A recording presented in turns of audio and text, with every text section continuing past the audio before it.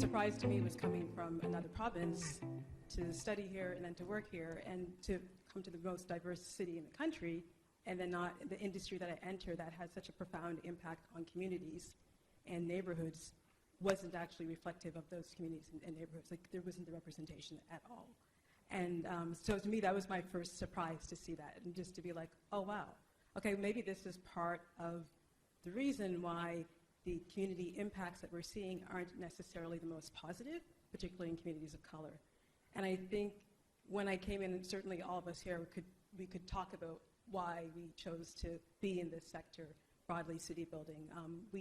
There was an interest in change of some sort, and positive change of some sort, I'm sure. Could be socially, could be looking at things from a financial or economic lens. It could be perhaps from a design and building lens. But we came into the sector hoping to make some level of change in neighborhoods, in communities, and in the city landscape. And I do think that we have that potential, and for that change to be positive.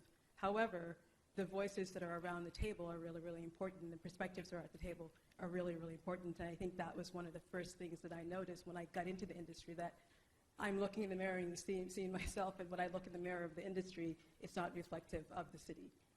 The second thing I saw was that even being in a city agency and working closely with the city, Shirley alluded to that earlier, we didn't have the diversity.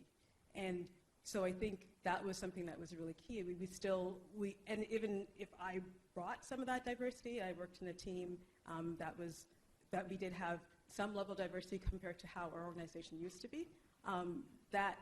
It's still, if I look at the neighborhoods I'm working in, do I have the same experiences of some of those people who are living there? Do I have the same experience in terms of sexuality, in terms of my immigration or refugee status, in terms of my socioeconomics? And I can bring something to the table, but the more of those experiences we have around the table, I think that really, really shapes the decisions that are made. Because sometimes perhaps a decision that I think is really great may not necessarily be the decision that needs to be made on the ground, because I don't know how that person is particularly living.